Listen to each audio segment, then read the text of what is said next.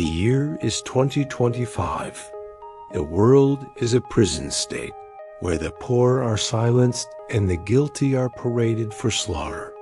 The government's favorite blood sport? The Running Man. A brutal, live broadcast death game where criminals are hunted by elite killers. The Stalkers. Tonight's contestant, Ben Richards. A framed ex-soldier who refused to execute innocent civilians. Now he's been thrown into the hell zone, the city's rotting corpse where he must fight, bleed, and kill to survive. Welcome to Nightfall Narratives. Welcome to Dead Man Running. The game begins. The host, Damon Killian, grinned at the cameras. Welcome to tonight's show.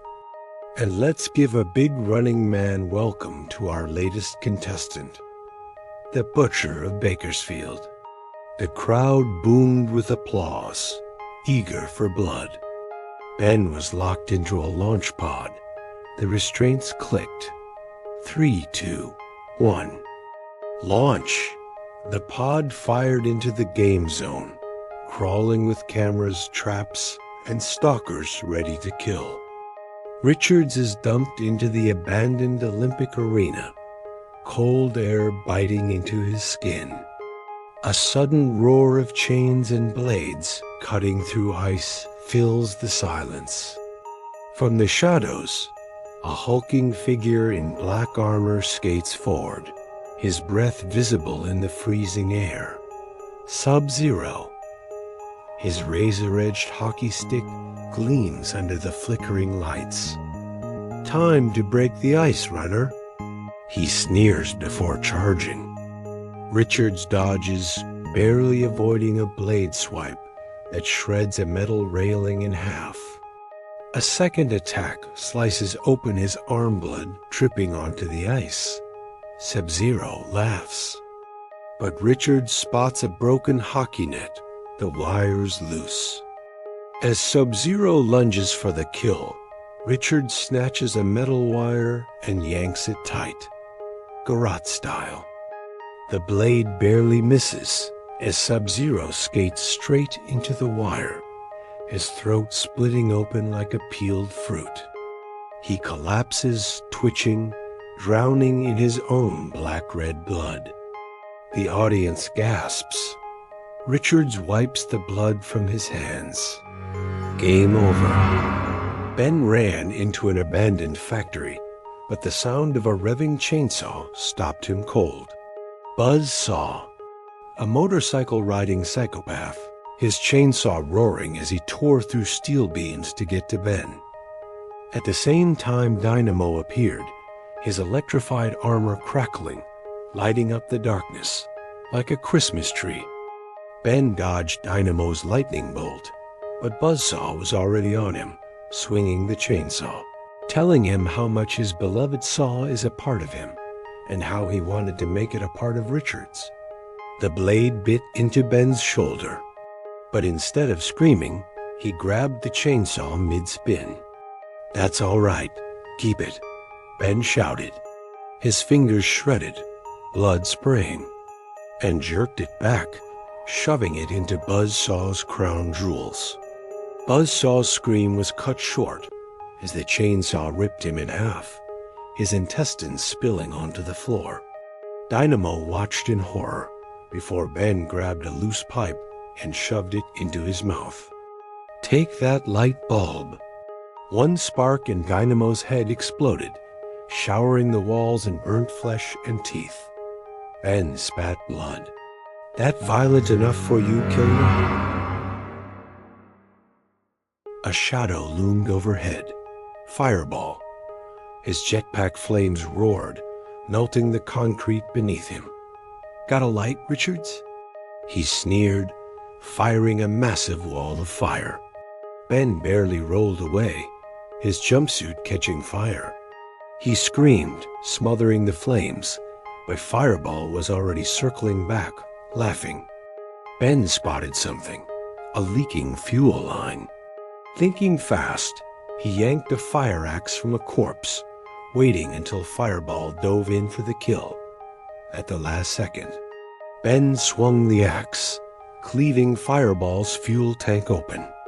The stalker's smirk disappeared as gasoline sprayed over him.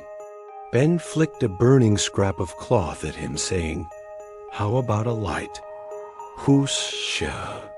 Fireball erupted into a human torch, screaming and clawing at his own face as his body melted inside his armor. The camera zoomed in on his charring skull before his head burst like a boiled egg. Ben stumbled away, burnt but alive. Killian, watching from his control room, was soiling himself now. Send in Captain Freedom. But the legendary stalker stood motionless. Captain Freedom wasn't a murderer for sport. He was a soldier, a warrior from a different time. And he saw through the lies. This isn't a fight. This is execution. Killian gritted his teeth. Then you're useless to me. A signal was sent. The studio guards opened fire on Captain Freedom. His body crumpled, riddled with bullets. The audience gasped, then fell silent. The illusion was broken. The government's poster boy was just another disposable tool. The crowd turned. They weren't cheering anymore. They were angry. They were ready to riot. Ben stormed into the studio, his body covered in blood, his breath ragged. Killian was cornered, but he forced a grin. "You really think this matters, Richards?" he sneered.